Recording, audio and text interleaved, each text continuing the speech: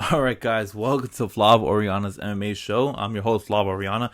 And guys, I got so much to talk to you guys about because why don't we just cut right through it? We got some news for UFC 266. Obviously, August 7th, we got UFC 265. But I'm not here to talk to you about 265. It's UFC 266. News just got announced by the UFC, all right, by ESPN's Brett Okamoto, that yes, we have two title fights on the line at UFC 266. It's going to be in Las Vegas, just like where it happened in UFC 264. And we have a 5-round non-main event, non-title fight on that third slot of the main card. So without further ado, let's get right to it. So the 5-round non-title, non-main event is Robbie Lawler against the return of Nick Diaz. Guys, Nick Diaz is coming back. Very excited about that. I believe he is the first fighter to have fought before the Reebok era and skip right through the Reebok era going into the Venom deal. And last time we ended up seeing him fight was against Anderson Silva. It was a 5-round main event. It wasn't for the title because it was January 31st, 2015. That was the last time we had seen Nick Diaz fight. The more infamous moment of that fight was obviously when Nick Diaz was showboating and he ended up laying down like this, holding his head and just, mocking Anderson Silva. But now we have the return of Nick Diaz against Robbie Lawler. He's at age 37, making his return. Let's see what he has to offer. Does he have anything to compete at a high championship level? It would be hard to say yes, but this is why we're going to give him the Robbie Lawler fight. The UFC is smart about that. They could have went with the Carlos Condit fight, but Carlos Condit was just coming off of fighting Max Griffin, and there was no way that you were going to have a lesser version of Carlos Condit fighting Nick Diaz. So it's Nick Diaz versus Robbie Lawler. We haven't seen Robbie Lawler fight in quite some time. I believe it was last year. Can't remember exactly which fight it was, but I think he fought once in 2020, if I'm not mistaken. And then outside of that, he was famously known for fighting Colby Covington at Newark in 2019 when Covington ended up dominating Robbie Lawler. That leading into Covington's first match against Kamaru Usman, which those two gentlemen are expected to fight sometime later this year. But no, there's no contracts that have been signed, no battle agreement, none of that. But getting back to Nick Diaz versus Robbie Lawler, these two guys have fought in the past. Now it only makes sense to bring them back to fight one more time. And Nick Diaz has a large fan base, right? The Diaz brothers have a large fan base. They have a big following behind them. Anytime you guys see them fight, it's very exciting. We just saw it with Nate Diaz when he fought Leon Edwards. Leon Edwards is a top 3 welterweight in the world, and he was beating up on Nate Diaz, but then at that very last minute, he ends up just throwing a punch, rocking Leon Edwards, and then at that very moment, you're like, oh man, can Nate Diaz do it? Can Nate Diaz do it? Well, now we might get that same type of style with Nick Diaz. Well, not maybe style, but that same reaction. Nick Diaz is gonna bring fans wanting to buy the pay-per-view. We haven't seen him fight in 6 years. So that's a long time to step away from the octagon.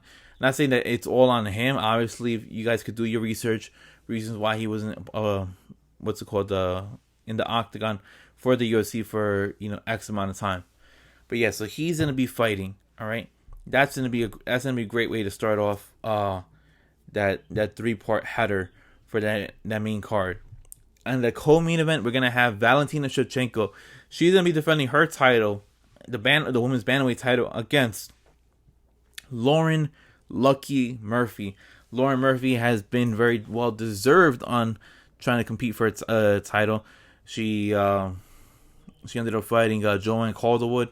Was very successful. Was able to get the victory over Joanne Calderwood, and that leads her to getting a title shot. Now, it's going to be a tough task for Lauren Murphy because of the fact that not many people have gotten success of getting the better of Valentina Shochenko outside of Amanda Nunes. And last time we saw Valentina was very bothered, very upset, because the narrative was after she had beaten Jennifer Maia dominated her for that one round, and they were saying, oh, can Jessica Andrade, get the better of Valentina by bringing her down to the ground and using her jiu-jitsu. Well, Valentina took exception to that, and then she ended up taking down Jessica left and right, numerous takedowns, and just exposing everybody. Hey, you know what? I'm the best women's bantamweight in the world. I'm gonna hold this title for as long as I want to, and there's nothing that any female in the world at 125 is gonna be able to do anything to me. Well, now let's see what she's able to do against Lauren Murphy. As you can see, Valentina's list of chaos that she has that she's beaten. She has beaten up on Jessica Andrade, Jennifer Maia. She beaten up on Joanna Jędrzejczyk. She also beaten up on Cynthia Calvillo. She hasn't fought her yet. Caitlin Chukagian. All these fighters she has beaten right through. All right, and it's a very impressive resume that she's able to still keep that hunger and still be at top. And that's the problem that Lauren Murphy's gonna have to go against. Is this gonna be a very motivated, Valentina Shochenko? Which Valentina Shochenko is gonna come out? Is he gonna be the killer, or is he gonna be like, I'm gonna just ride you out and just beat you down slowly and surely and then get the victory? Lauren Murphy is gonna have to prep extremely well, because this is gonna be the first title shot that she's gonna be getting, and it might be the last, depending on how the outcome looks on on Saturday of UFC 266. Main event got announced. Finally, yes, finally we are getting it. All right, the tough coaches are going to be fighting one another. Alexander Volkanovski is going to be defending his belt against Brian T. City Ortega. Now, both these guys are on tough. They are coaching against one another. They were supposed to fight originally back at UFC 260. Volkanovski ended up experiencing COVID. All right, he has gotten better, and after that fight got pulled off, Dana came to them, hey, do you guys want to be tough coaches? They gladly accepted. Volkanovski ended up staying here in the States. He's been training. Ortega's been training. So it is finally going to happen. We're going to have Ortega versus Volkanovski. Volkanovski versus Ortega for the belt.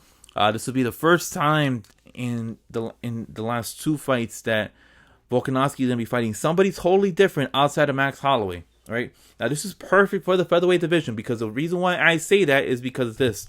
Remember back in July, we were supposed to have this Saturday, we were supposed to have Max Holloway versus Yair Rodriguez. Well, that fight is no longer.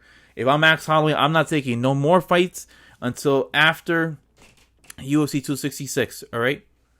And I'm told that, hey, you know what? I'm getting the winner between Volkanovski versus Ortega. If I'm Holloway, I definitely want to see Ortega get the victory, because of the fact that Holloway faced Ortega when he was champion, and Holloway dominated and broke a couple orbital bones in Brian Ortega. If I'm Alexander Volkanovski, I want to make sure that obviously I need to win, but then two, if I lose, who's to say I'm gonna get an immediate title rematch, right? I might have to wait two fights, maybe one fight, who knows, because Holloway is always banking on the door on possibly contending for a title. Holloway is the face of that division, all right? It's just plain and simple. He's the face of that division. Whether he wins or loses, that's the number one guy that people are going to be looking forward to in the featherweight division. And Ortega wants to, he says if he wins the belt, he wants to fight Holloway. He feels like the fact that Holloway dominated him and beaten him, and that's the only guy to ever defeat Brian Ortega, he wants to avenge that loss. Okay, Volkanovski, on the other hand, he's already tired of fighting Max Holloway. He has beaten him on two separate occasions, whether they were controversial or not. He did beat Max Holloway on two separate occasions. So, if I'm anybody like a Yair Rodriguez, like what's it called? I wouldn't even say Calvin Kattar, because he got badly beaten up. I can't even say. I think I would say Yair Rodriguez might have to be next, because I'm looking through the UFC rankings right now on my phone. I know Zabit is taken out because of inactivity. All right. Yeah, it would be Holloway, Ortega, Yair. what's it called? Korean Zombie, Calvin Kattar, Josh Emmett, Arnold Allen, Josh Emmett, Dan Ige, Edson Barboza, Giga, Bryce Mitchell, Sadiq Youssef, Montsverser, Evo Love, Shane Burgos, Alex Caceres, and Ilya Taporia. Look, guys, I've just read you all the names inside of the top 15. The only other person that I can see getting a title shot, if Volkanovski is to win, is Yair Rodriguez or the Korean Zombie. Those are the only two individuals I can see getting a title shot if Volkanovski wins. So if I'm what's it called, the featherweight division, anybody outside of Max Holloway, I want Volkanovski to win. If Brian Ortega wins, we already know what's going to happen. But Ortega's going to try to defend the belt against Max Holloway to avenge his loss. So yeah, guys, those are the 3 fights that are going to be happening for UFC 266. We have other fights that are going to be on that card. The card hasn't been official yet as for like who's going to be on the main card, who's going to be on the prelims, and this, that, and the third. But yeah, as of right now, yeah, we have Jessica Andrade and Cynthia Calvillo. Uros Medic versus Jalen the Tarantula Turner. Marab Dishwalabili versus Marlon Moraes. I imagine that fight is going to be on the main card. Roxanne Modafferi. Oh, how did I forget? Roxanne Modafferi versus Tatiana Suarez. Those two ladies are going to be fighting. That fight most likely is going to be either a feature prelim, or if not, that's going to be one of the fights inside of the pay-per-view card, the main card.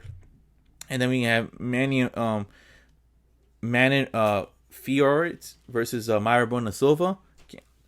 And yeah, guys, those are the Curtis Blaydes and Jairzinho Rozenstruik. So right now, decent card, card that we can all look forward to. But obviously, the top 3 fights in that card: Nick Diaz versus Robbie Lawler, right? Mainly because of Nick Diaz. Valentina versus Lauren Lucky Murphy, and Brian T. City Ortega versus Alexander Volkanovski. I cannot wait for that card, just to see the return of Nick Diaz and to see if Valentina, what she's gonna be able to do to Lauren Murphy. And I believe that this featherweight title shot between Volkanovski versus Ortega is gonna be one of those title shots where it might live up to the hype. Ortega is a phenomenal jiu-jitsu artist, and Volkanovski, he likes to blast you with those leg kicks. He's a good wrestler. He can strike with you, all right. And we saw what happened with Ortega when he fought on Fight Island against the Korean Zombie. He displayed some boxing, so that's something to look forward to in that main event. But then, all right, guys. So that covers everything that I wanted to talk about for UFC 266. That's all the news that ended up coming out. Stay tuned for more news. I'm gonna put out more videos out there. And please hit that like and subscribe button, guys. And I'll see you guys next time. Peace, guys, and have a good one.